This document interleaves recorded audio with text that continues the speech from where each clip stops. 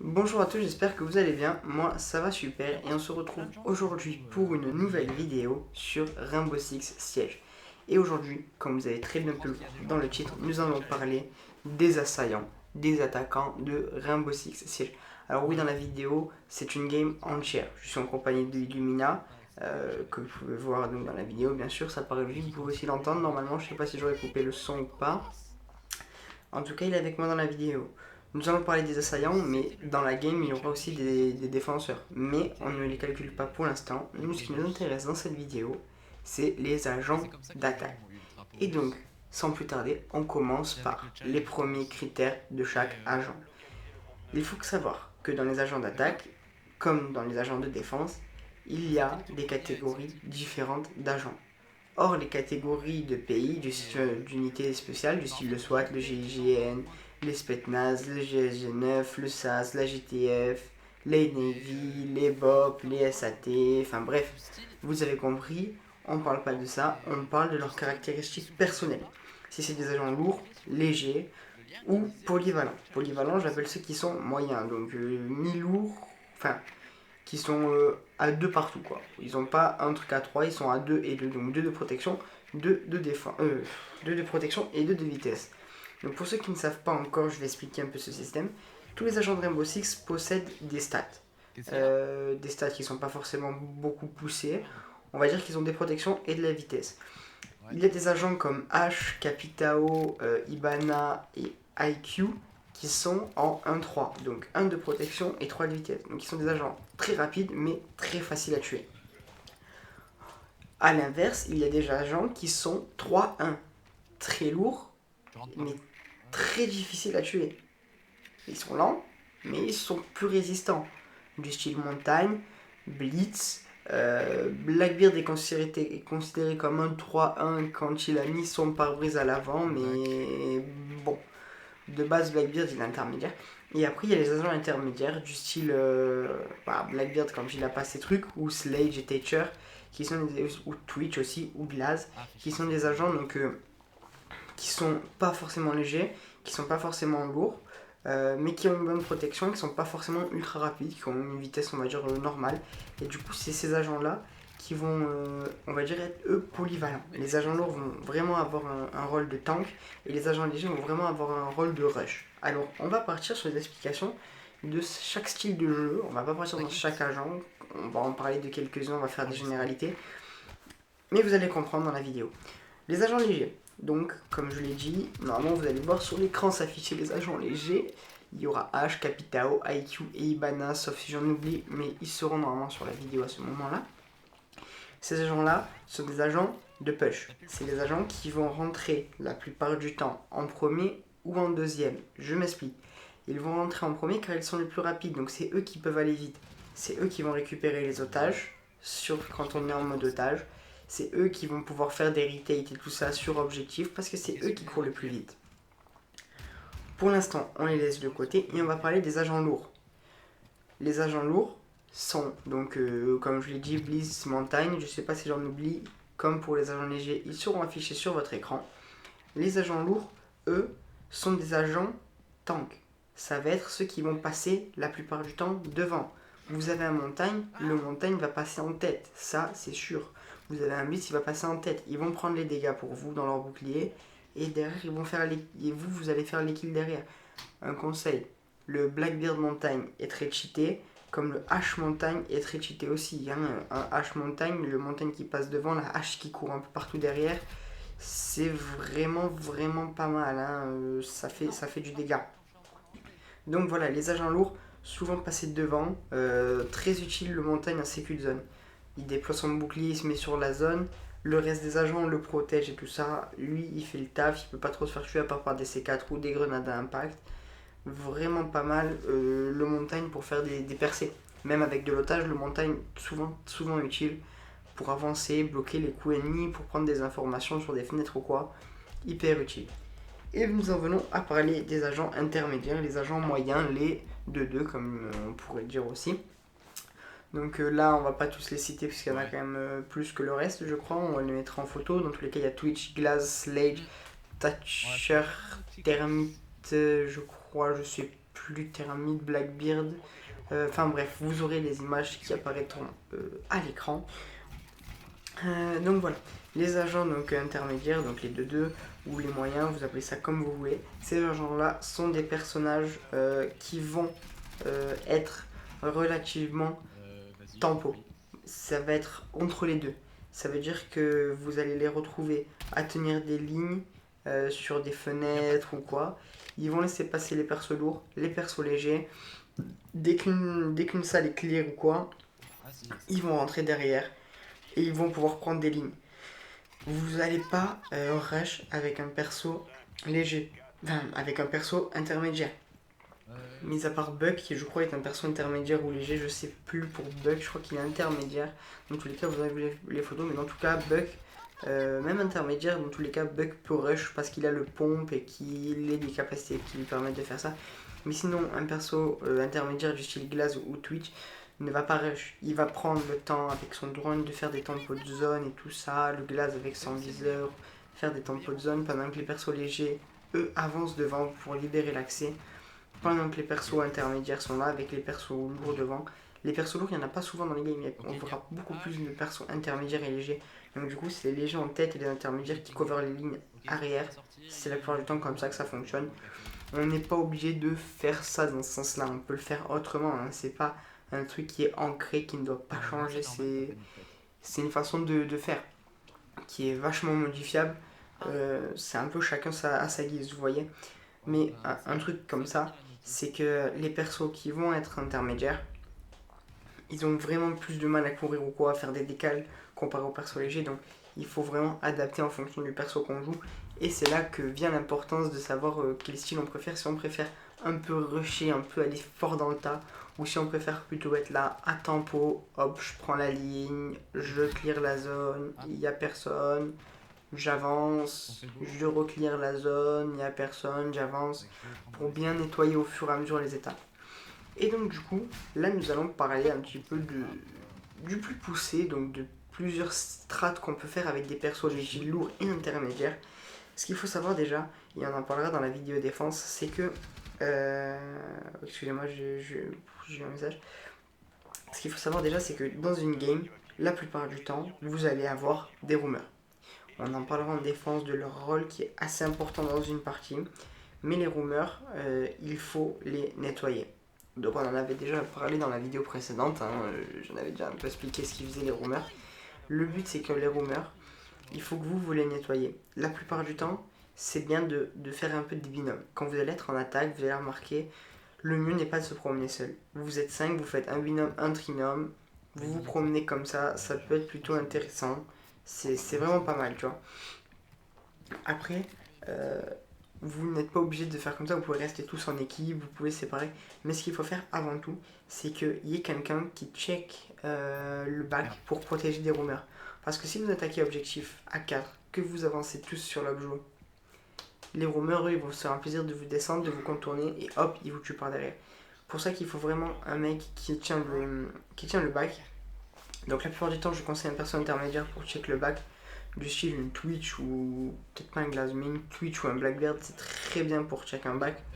Parce qu'au moins il pourra assurer votre back et vous pouvez avancer avec des persos légers du style H ou quoi, vous pouvez rentrer dedans le tas, faire vos trous et tout ça.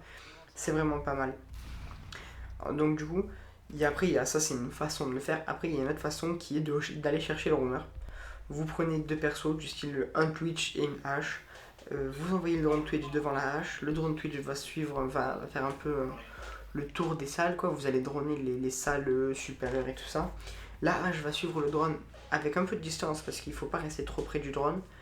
Parce que si vous êtes sur le drone, en même temps que le drone va voir l'ennemi, l'ennemi va vous voir à vous et du coup vous allez vous faire tuer. Donc du coup le drone il passe devant, pas forcément un drone Twitch, hein, n'importe quel drone passe, hein, mais c'est juste qu'un drone Twitch c'est intéressant parce qu'il peut taser l'ennemi, donc du coup il peut le distraire pendant que la hache le rush, bam, ça fait un kill. Vous avez éliminé un roamer, vous êtes en avantage, vous êtes en 5v4, vous prenez l'avantage sur l'équipe adverse va rappeler peut-être ses roamers ou alors les roamers vont vous rush et c'est là que le drone de Twitch va faire son taf parce qu'il va continuer d'avancer. Et si les roamers vous rush, il va les taser pour les distraire et ainsi de suite et ainsi de suite et ainsi de suite, vous avez compris le système. Si vous arrivez à éliminer un ou deux roamers, vous êtes en avantage de 5v3. Si vous avez perdu 2 gars, vous êtes en 3v3, donc vous êtes à égalité. Mais éliminer les roamers, c'est important. Il faut vraiment qu'il y ait des gens qui soient chargés d'éliminer les roamers. Même si vous pensez que le fait de partir le plus loin de l'objectif en attaque et de devoir tout revenir, ça va vous faire perdre, il faut penser que les roamers, ils vont être loin de l'objet. C'est la logique, mais on en reparlera dans la vidéo défense. Mais il faut vraiment que vous ratissiez toute la zone.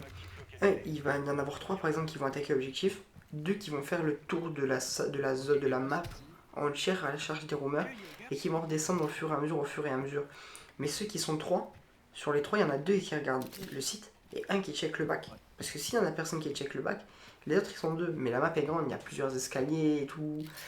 Ils peuvent pas avoir tout le monde en même temps, tu vois. Ils sont obligés de prendre le temps de tout nettoyer.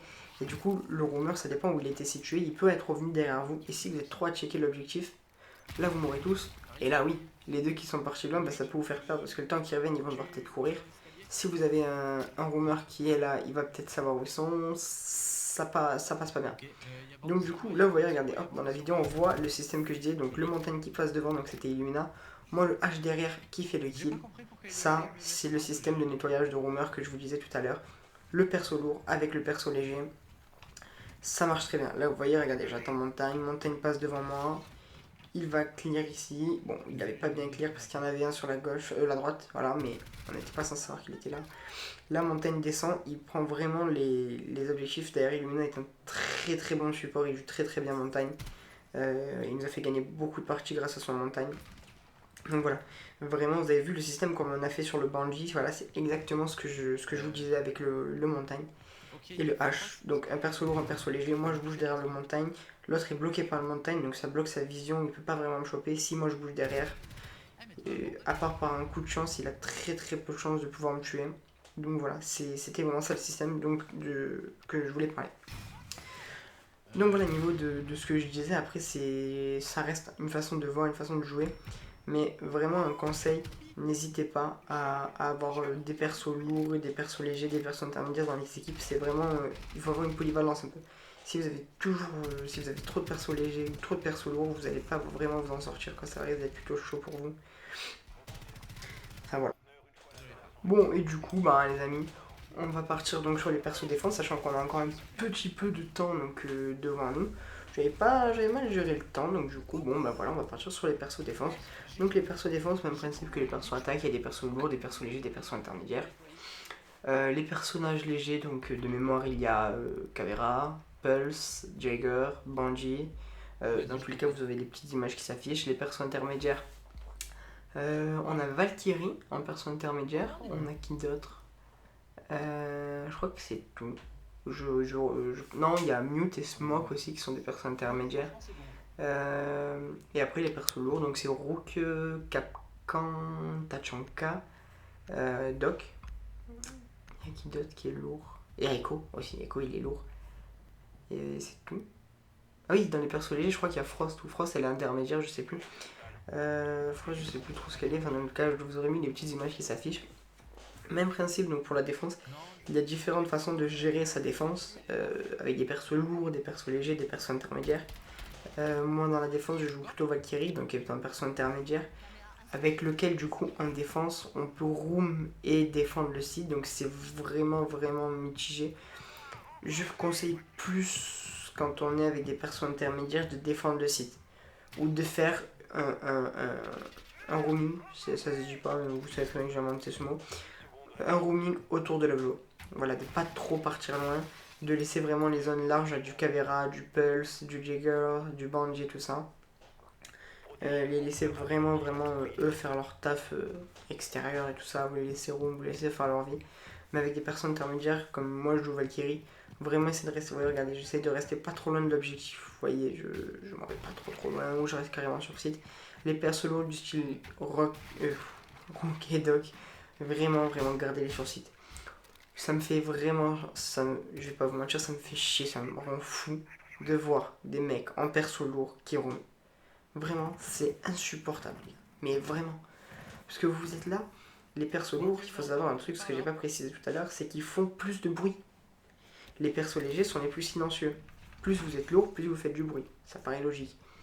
Quand vous voyez un mec en défense qui roam avec un rock ou un... Je sais pas ce que j'ai appelé un rock, avec un rook ou un doc. En fait, je fais un mélange des deux, c'est pour ça. Comment vous voyez roam avec doc ou rook? Ouais, c'est moi, je l'ai bien dit. Vous vous doutez bien que les mecs ils vont le cramer à 1000, même en étant accroupi, il fait autant de bruit que s'il était debout avec si on était debout avec une cavéra ou un pulse ou quoi. Donc forcément que c'est cramé à 10 000 qu'il est en train de roam. Donc faut pas le faire. Voilà, c'est pas bien, faut pas faire ça. C'est pas légal, les gars, vous arrêtez. Tout de suite, si vous roumez avec du doc ou du rook, vous arrêtez. Voilà, c'est ça, vous voulez roomer, vous prenez du pulse, du cavéra, du Jagger, qui vous voulez, mais pas Doc et Rook. C'est parce que ça rend fou en plus. Doc il est censé heal son équipe. Si au room, comment il va faire pour heal son équipe qui est sur site? Vous m'expliquez, c'est impossible, c'est improbable. Parce que quand tu roam seul, du coup tu peux pas heal ton équipe, c'est pas logique. Enfin, faut pas roam avec un perso comme ça, c'est du perso de soutien, c'est du support. Il est là pour protéger le site ou pour soutenir ses alliés.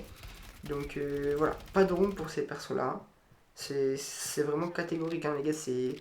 Il n'y a pas vraiment de... Je sais pas, ça paraît pas logique, vous allez pas me dire oui, non, mais on peut roam avec, si on sait bien le manier, ça passe très bien. Non, restez sur site, vous mettez peut-être un Blazer à Cog, un holo, je sais pas, vous mettez ce que vous voulez sur son arme, mais vous restez site, vous arrêtez de cavaler partout dans la map et vous prendre pour une cavéra, je sais pas, c'est complètement con. J'ai pas les gens qui le font sont cons, mais je dis que c'est un système un peu con de faire ça avec des persos de soutien, quoi. Ensuite, les persos du style Smoke ou Mute, vous faites quand même du bruit. Même regardez-moi avec Valkyrie, vous voyez, je fais un room, mais pas loin du site. Je suis à côté du site, quand même, je reste près, vous voyez. Là, le site, il est juste en face de moi. Le système de room, il est vraiment large, mais je l'expliquerai bien quand je parlais des persos légers. Donc là, vous voyez, moi, avec Valkyrie, j'essaie de rester pas loin du site, je protège des petites lignes qui sont un peu en décalé parce que je suis un perso plus léger, donc je peux revenir, enfin, plus léger que Rook et que Doc. Donc je peux revenir plus vite sur site que eux. Donc eux, il fallait vraiment. Vous voyez, là, ils ont bien fait, mon équipe. Hein. Là, vous voyez bien que le Capcan, le Rook, ils sont restés site. Et vous avez vu qu'ils n'ont pas bougé. Mais donc, personne intermédiaire, Valkyrie, tu vois, elle peut un peu promener. Comme Smoke, il peut promener un peu autour d'Objo. Parce que Smoke, qu'est-ce qu'il va faire? Il promène autour d'Objo. Il peut envoyer ses petits gaz pour bloquer les gens. Même s'il reste sur site, il peut envoyer ses gaz pour les empêcher de rentrer. C'est à ça qu'il sert. Et Mute, c'est le même système. Bon, sauf qu'il n'envoie pas de gaz, Mute. Mais il promène, tu vois, il promène un peu autour, il protège le site, toujours à distance, parce que vu qu'on est plus lourd, le temps qu'on revienne sur le site, ça sera plus long. Du coup, on perdra plus de temps à revenir sur le site, et du coup, on aura moins une bonne défense, quoi. C'est tout. Si le mec qui commence à rentrer, le temps qu'on revienne sur site et tout, le mec il a le temps de se placer et tout, alors que une cavéra ou un pulse, il revient ultra vite sur site. Le mec il est là en 2-2, il cavale, hop, il prend un petit coup de pulse, il se regarde à travers les murs, hop, il est là, bam, il tue. Une cavéra, elle se ment pas de l'eau, elle n'entend même pas revenir, ils savent pas par où elle arrive, elle rentre, elle fait un petit carnage, elle enquête un ou deux. Je t'avais avec cavéra, tu mets 2-3 coups de pompe, tu niques 2-3 darons et c'est fini, tu vois, tu n'as pas perdu le temps. Mais voilà, Smoke, Smoke, ou Smoke, Mute et Valky, il faut pas qu'on parte trop loin du site. Bon, après, on peut le faire si on sait que l'équipe derrière, sur le site, ils arrivent à gérer, qu'ils vont pas forcément avoir besoin de notre aide tout de suite. On peut partir, on peut faire un petit tour vite fait, hop, en 2-2, on revient pas trop loin du site. Je le fais de temps en temps, je pars un peu loin, je reviens, voilà. Ça arrive à tout le monde, hein, on a le droit de le faire aussi, c'est pas. Voilà. Mais pas de Rook ni de Doc qui promènent, hein. Ça c'est pas bon, ça c'est pas bien les gars, faut pas faire ça. Donc voilà. Et après on va parler vite fait du fait de room, donc avec les persos légers. Quand les persos room, s'il vous plaît, ça c'est un truc que je déteste voir. Et certaines personnes se reconnaîtront dans ce que je dis. Ne regardez pas les cams pendant que vous roomez. Il n'y a personne pour vous défendre. Si vous êtes sur vos cams, qui est-ce derrière qui va pouvoir vous protéger? Si vous êtes sur site, il y a l'équipe qui reste sur site qui vous protège. Vous n'êtes pas seul sur site. Donc même si vous êtes seul sur site, le site est protégé. Les mecs vont pas rush comme ça en vous tombant face à face. Vous allez les en voir arriver. Il y a les cams autour des sites. Peut-être c'est une Valkyrie comme moi je la joue. Il y a les cams qui sont passés autour des sites. Vous savez qu'ils vont arriver. Vous savez par où ils vont arriver, donc vous avez le temps de vous préparer, même si vous êtes seul sur site. Mais quand vous roumez, il n'y a personne avec vous. Vous êtes seul dans une pièce, là vous êtes là, vous prenez vos cams. Si les mecs ils passent par cette pièce pour vous attaquer, parce qu'ils savent que vous allez room, donc forcément qu'ils vont faire des grands détours. Ils savent que vous passez, que vous voyez dans cette pièce sans le savoir, ils vont vous tuer directement. Vous allez vous faire démonter. et c'est pas vraiment le but premier de ce qu'il faut faire, quoi, tu vois. Tu roam, tu restes en dehors de tes cams, tu cherches un allié qui check les cams, ou alors tu te cales dans des spots spéciaux, mais il faut vraiment les connaître. C'est pour ça que il faut vraiment pas roam à l'arrache, tu vois. Il faut vraiment reconnaître les spots des cams. Donc du coup voilà, quand tu roam, tu prends pas tes cams, tu vas le plus loin du site, tu te poses un peu quelques secondes sans prendre les cams, tu bouges pas, et t'attends. Et t'attends au moins une dizaine de secondes, et là tu commences à rebalayer vers le site. Voilà les amis, ce sera tout pour cette petite vidéo, enfin petite de 21 minutes quand même. Je vous dis au revoir. N'hésitez pas à partager, à regarder les réseaux sociaux qui sont dans la description. Je vous dis à mercredi pour une prochaine vidéo. Au revoir. Il y a toi qui es platine. Darksas, regarde.